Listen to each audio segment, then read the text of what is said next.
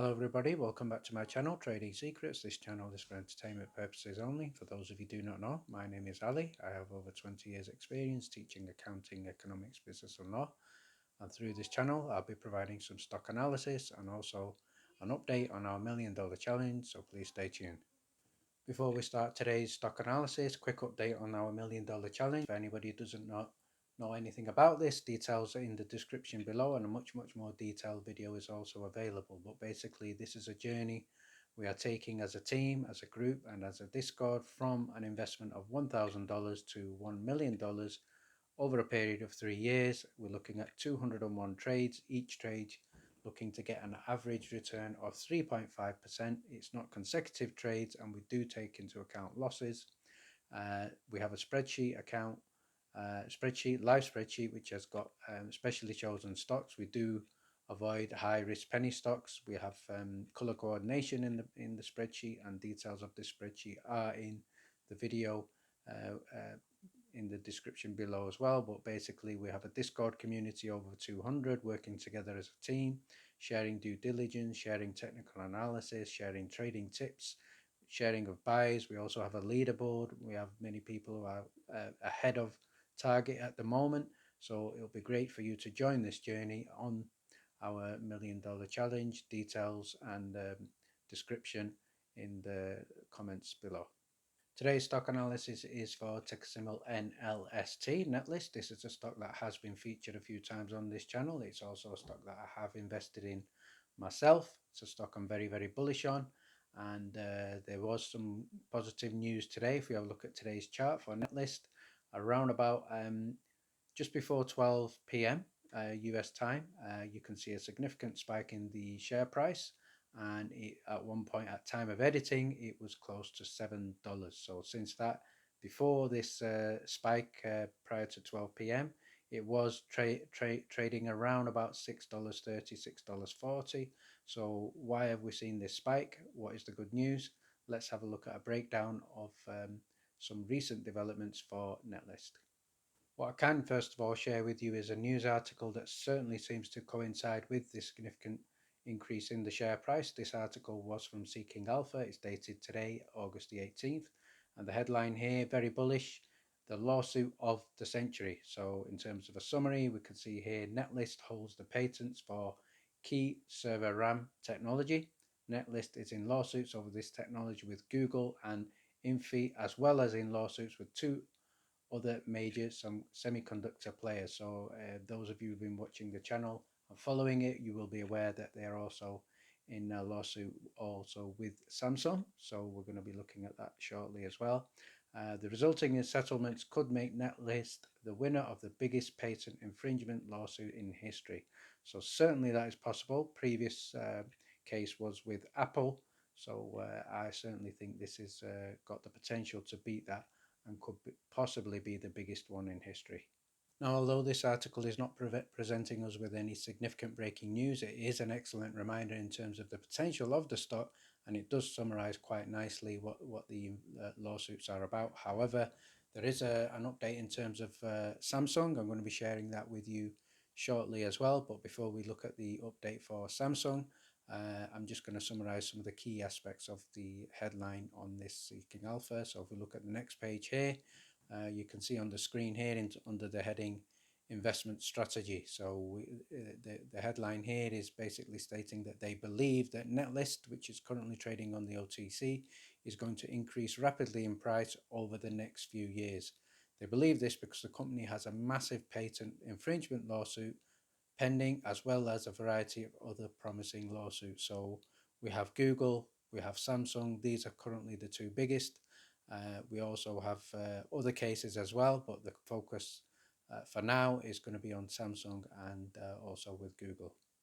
So on the next screen here, we can see headline here, Netlist is currently in litigation of the infringement of its 912 patent with Google and also with another company called Infi, ticker symbol IPHI. So along with these cases, there also is a breach of contract lawsuit with Samsung and a patent infringement lawsuit with Micron, so over some of its patents. So all four of these companies are major players in the semiconductor and tech industries, and we believe that the Google lawsuit will possibly be the biggest patent infringement case in history.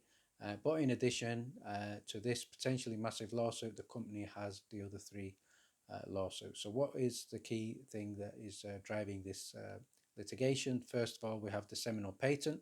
So the major lawsuit is around this seminal industry-changing 912 patent. Netlist has basically a hardware patent for processing commands in an LRDIMM memory module using rank multiplication. So memory rank is an industry standard term that simply refers to the amount of data created or used by the chips on a memory module. So on the next image here, we can look at the history with Google and Netlist. This battle has been going on for 9 years in terms of the patent. The Court of Appeal upheld the United States patent and the appeal court decision, since Google did not appeal the decision to the Supreme Court. The last potential appeal, the court's decision is final. So in other words, what we're looking at in terms of the 912 patent that has been fully vetted and validated, an argument from here on is not about legitimacy of the patent, but instead about the infringement of the patent.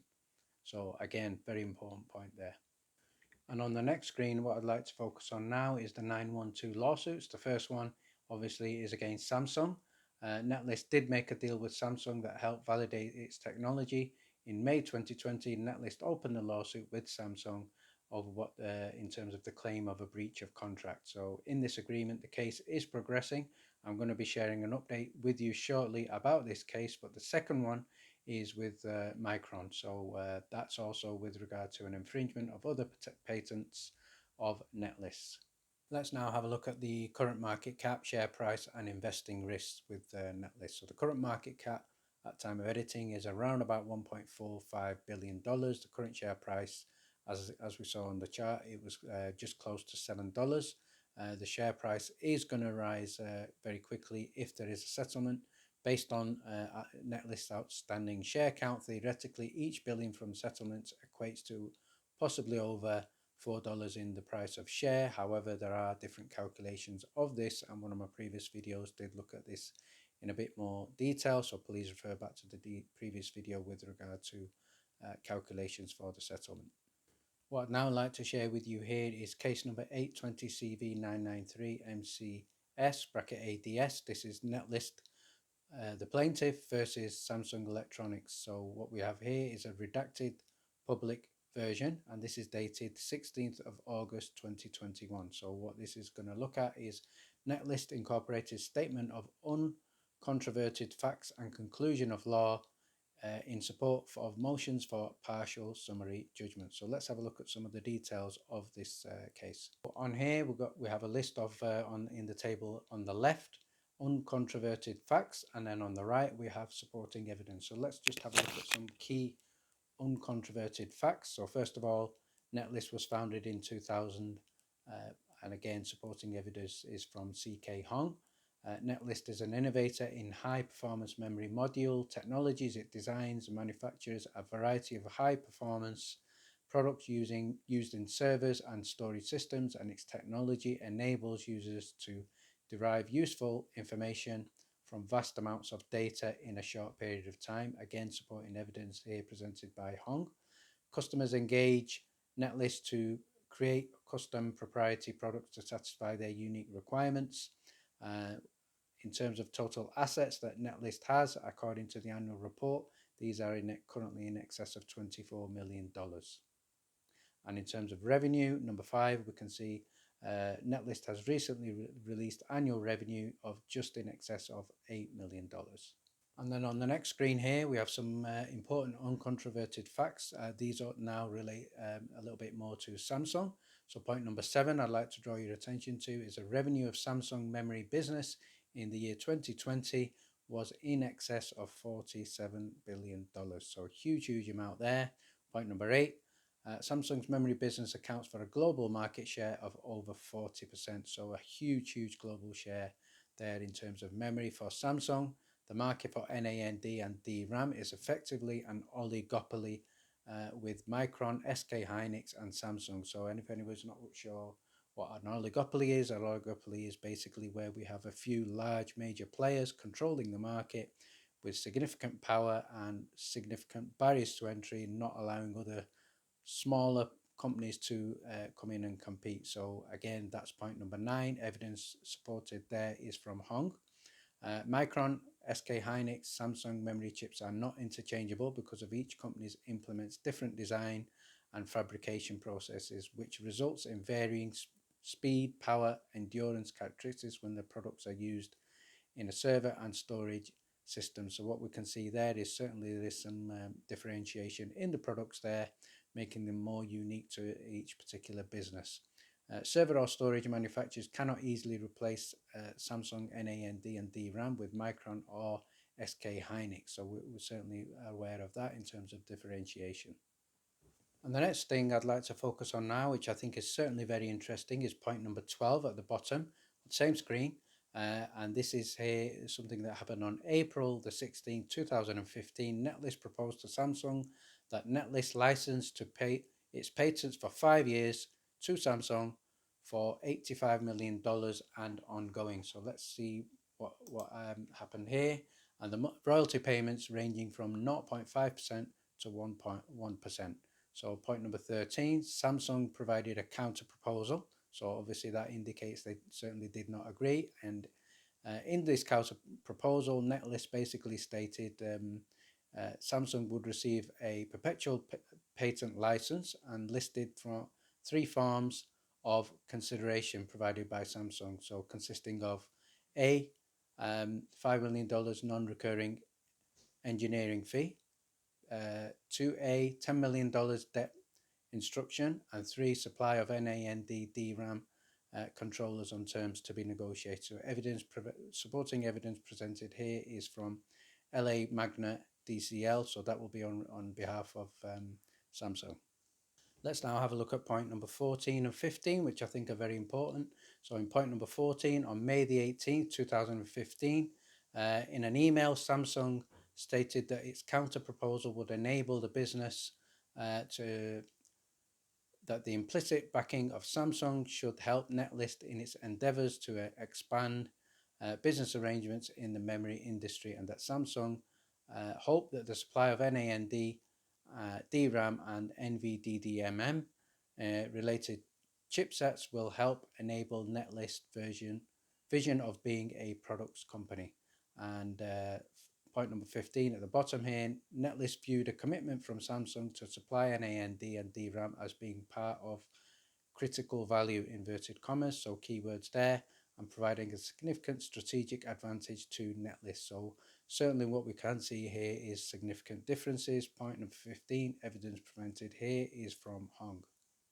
The next thing I'd like to draw your attention to here is point number 54, and that is Netlist suffered harm as a direct result of Samsung's wrongful tax withholding and refused to cooperate with Netlist in securing payment, including because Netlist was not able to use nearly 20% of the non-recurring engineering fee for 5 years and extended significant cost, revenue, and effort in recovering this amount.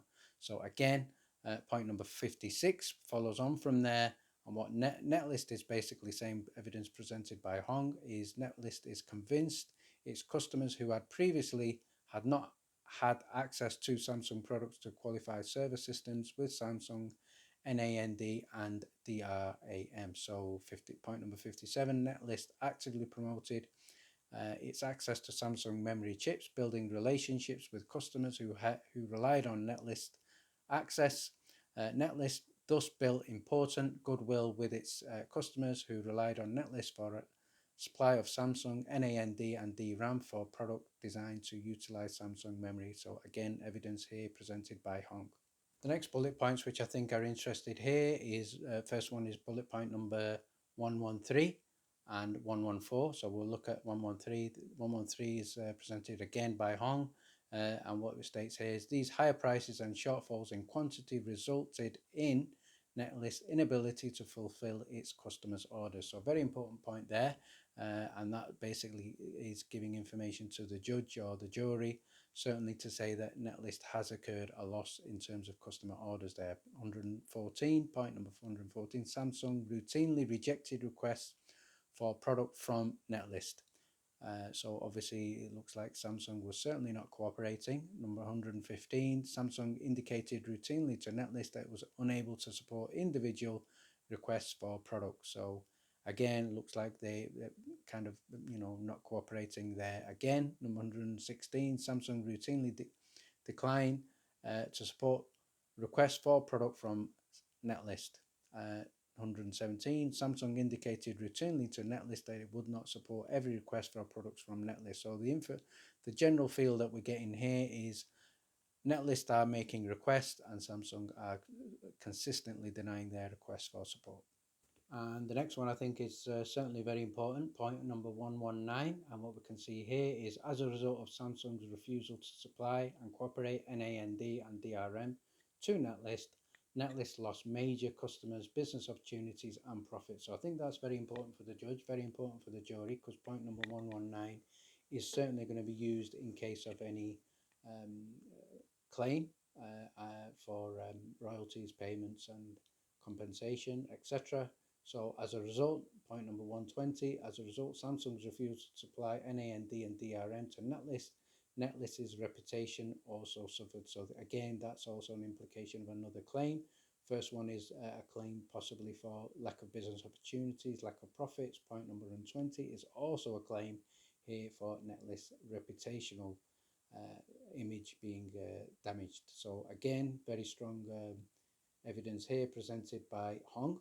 As a result of Samsung's refusal to supply NAND and DRAM, Netlist was prevented from growing into a stable products business. So we can see that's certainly true in terms of Netlist still being an OTC stock. With this potential, with this technology and market opportunity, I'm very confident it would have been a NASDAQ stock. So point number 122, as a result of Samsung's refusal to supply NAND and DRAM to Netlist also suffered extreme commercial harm. So keyword there, extreme. So Netlist has no assurance that Samsung will not once again refuse to supply Netlist with NAND DRAM and DRAM in the future. So there's no commitment there from Samsung. No flexibility, no cooperation again. It eventually became clear to Netlist that Samsung would continue to decide unilaterally when, if ever, it would honour its obligations under the JDLA to supply Netlist. So clear evidence here presented by Hong for breach of contract. And now let's just have a look at the final page where we can see here three key bullet points at the bottom. Number one, Netlist is entitled to summary judgment on its first cause of action for breach of the JDLA because Samsung failed to supply NAND and DRAM products to Netlist on Netlist request at a competitive price. So that's conclusion of law number one. Conclusion of law number two, Netlist is entitled to a summary judgment on its second cause of action for breach of JDLA because Samsung wrongly withheld just in excess of $1.3 million of the of the $8 million owed to Netlist as a consideration for its development costs because Samsung failed to reasonably cooperate with Netlist in its efforts to seek a refund from the Korean tax authorities for just in excess of $1.3 million. And that was wrongfully withheld, we could say allegedly. And finally, number three, Netlist is entitled to summary judgment on the third cause of action for declaratory relief because it has proprietary terminated the JDLA under 13.2 and the date of this case here is dated August 16, 2021, respectfully submitted. So attorneys for the plaintiff and for Netlist are at the bottom there. So now it's a case of let's see what happens next. And just to finish off, I'd like to remind everybody that Netlist certainly is a volatile stock. It's a high risk, high return stock. If you invest in Netlist, I certainly believe you need to carry out full due diligence, fund research. You have to have belief in the stock. You have to have belief in the court case and the potential. So obviously, as I said, we have different angles here. We have a case which is with Google, which is going to be much bigger than this Samsung. So certainly this is a stock that you should put on your watch list. Currently trading around $7, but certainly with a pullback, if you can catch this around 640, 650, that would be a good entry point.